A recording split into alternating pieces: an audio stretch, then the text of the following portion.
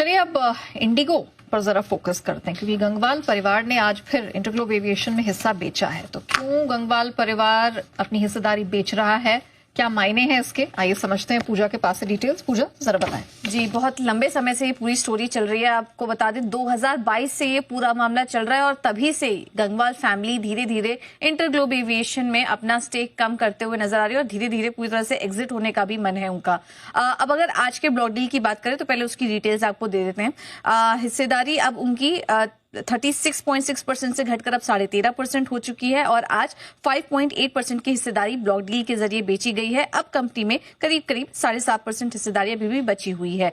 पिछले 3 साल में राकेश गंगवाल और उनकी फैमिली ने कंपनी में लगभग 23% हिस्सेदारी बेच दी है। शुरुआत जून 2022 से हुई थी, जब धीरे धीरे करके उन्होंने अपना स्टेक कम करना शुरू किया और अभी तक ये दौर चल रहा है और अब धीरे धीरे पूरा एग्जिट करने का ही मामला यहाँ पर सामने निकल रहा है। अब ये शुरू कहाँ से हुआ था और ये फैमिली क्यों अपनी हिस्सेदारी बेच रही है? मामला जुलाई 2019 का है, जब दोनों ही फाउंडर के बीच में मतभेद हुआ था। कॉर्पोरेट गवर्नेंस और रिलेटेड पार्टी ट्रांजैक्शन को लेकर राकेश गंगवाल ने कुछ दिक्कतें यहां पर जताई थी और कंपनी के ग्रोथ स्ट्रेटेजी को लेकर भी दोनों ही फाउंडर्स राहुल भाटिया और राकेश गंगवाल के बीच में मतभेद चलते आ रहे हैं। राकेश गंगवाल एक तरफ अग्रेसिव ग्रोथ स्ट्रेटेजी पे फोकस कर रहे थे, वहीं दूसरी तरफ राहुल भाटिया की बात करें तो वो धीमी और स्थिर ग्रोथ स्ट्रेटेजी पर उनका फोकस रहा है। तो दिसंबर 2021 में फाइनली ईजीएम बुलाकर दोनों ही पार्टी में एक सुलह हुई और उन्होंने फिर आर्टिकल ऑफ एसोसिएशन में भी कुछ बदलाव किए, पाबंदियां हटाई गई और फिर 18 फरवरी 2022 को राकेश गंगवाल ने इंडिगो के बोर्ड से इस्तीफे का ऐलान किया और अब धीरे धीरे करके वो अपनी हिस्सेदारी पिछले कई सालों से बेच रहे हैं। तो ये जो ब्लॉक डील आज हुई है ये भी उसी का एक हिस्सा है। आज कितनी 6% के आसपास बेचे? आज 6% के आसपास। उसके बाद तो कितना 4% बचना चाहिए। 7.7 अभी फिलहाल जो उनकी फैमिली की हिस्सेदारी है वो 13.5% है। 13.5 तो अभी भी मतलब काफी बाकी है, 7% के आसपास। मेरे को लगा कि शायद उनकी 10% है तो 4.5 13% अभी भी 13% थी। हाँ, तो 13 में से अभी 6 करीबन बेचा, 7 के आसपास अभी भी है। धीरे धीरे ये बिकेगी और ये जब बिकेगी उसके बाद स्टॉक में बड़ा एक्शन आएगा, क्योंकि बड़ी सप्लाई आपकी तब खत्म हो जाएगी। अभी हर लेवल पे जैसे जैसे बढ़ता है बिकवाली तो आती है, क्योंकि गंगवाल परिवार को बेचना ही है। चोपड़ा साहब, इस बिकवाली को ध्यान में रखते हुए भी क्या खरीदने का इरादा रखते हैं आप? पसंद है आपको?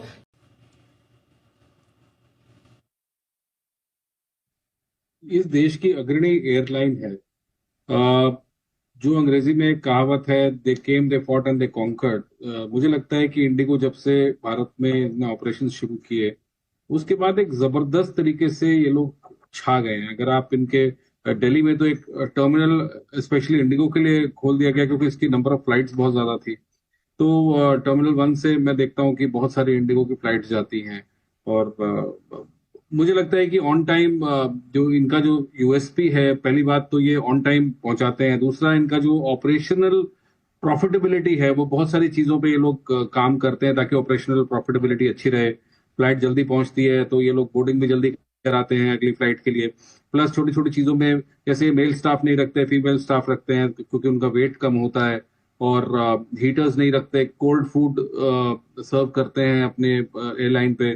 तो इन सब छोटी छोटी चीजों से ये लोग काफी पैसा बचाते हैं और इसकी प्रॉफिटेबिलिटी मेंटेन करके रखते हैं। और माइंड यू सर, मुझे ऐसा लगता है कि दुनिया में बहुत कम ऐसी एयरलाइंस हैं जो पैसा बना रही हैं, इंडिगो उनमें से एक है। तो फुल मार्क्स टू देम कि इन्होंने बहुत अच्छा काम किया, एक बहुत एफिशिएंट तरीके से एक एयरलाइन चलाई और उसको प्रॉफिटेबल बनाया। अगर आप मुझसे पूछते हैं कि लॉन्ग टर्म में लेना चाहिए, बिल्कुल लेना चाहिए। क्रूड के प्राइसेस नीचे हैं, ट्रैवल बहुत जबरदस्त हो रहा है, एयरपोर्ट्स एकदम खचाखच भरे पड़े हैं, फ्लाइट्स फुल जा रही हैं। और मैं ये भी देख रहा हूँ कि जो जो जो रेट्स हैं टिकट्स के वो बहुत ज्यादा हैं। अभी जो सीजन चल रहा है छुट्टियों का, तो उसमें भी मुझे लगता है कि काफी अच्छा बिजनेस होना चाहिए। अदरवाइज बिजनेस ट्रैवलर्स बहुत हैं इंडिगो के जो कि बिजनेस के लिए ट्रैवल करते हैं। तो ओवरऑल अगर ये किसी भी गिरावट में मिलता है तो बहुत अच्छा स्टॉक है, लॉन्ग टर्म का स्टॉक है। और जाहिर है जब तक क्रूड नीचे है, क्योंकि क्रूड जो इनका फ्यूल कॉस्ट है वो एक मेजर कॉस्ट होता है एयरलाइन रन करने का। तो फ्यूल कॉस्ट अगर नीचे है, क्रूड नीचे है, तो एयरलाइंस को बेनिफिट पहुंचता है, उनकी बॉटम लाइन अच्छी रहती है।